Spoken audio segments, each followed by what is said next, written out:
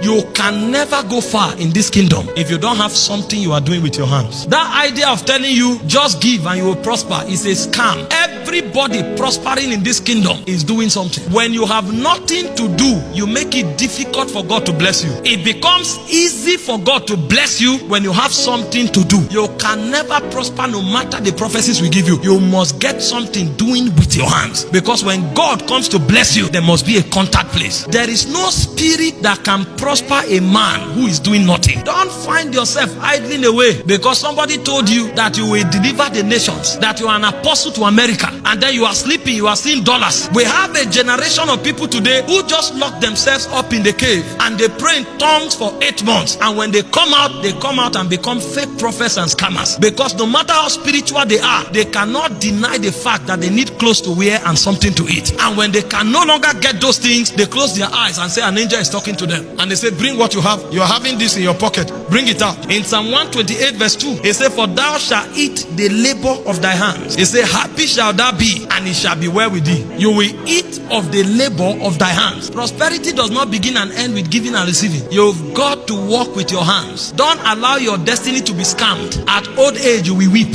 In Proverbs 16 verse 3, it says, commit thy works unto the Lord, and thy thoughts shall be established. In Proverbs 21:25, it said, the desire of the slothful killeth him. It said, for his hands refuse to labor. For the man that labors, he said, his thoughts shall be established. He said, but for the slothful, his desire will kill him, because his hands refuse to labor. You want to walk in honorable and true prosperity, you must find something doing with your hands. That's the foundation of prosperity, and prosperity with integrity. I told you from the beginning, for you to prosper, you must walk by mysteries and you must walk by instructions. If you violate these instructions, you will travel from coast to coast, receive all the impartation. You will be shocked what your life will become. In Deuteronomy 28 verse 12, it said, for the Lord shall open unto thee his good treasures, the heavens, to give thee rain unto the land in his season. And he said, to bless all the works of thy hands, and thou shalt lend unto many nations, and thou shalt not borrow. So as you walk with your hands, it said God will bless it, and then you will become a blessing to many nations, and you will not borrow. But the protocol of becoming big enough to bless many nations is that there is a work of your hands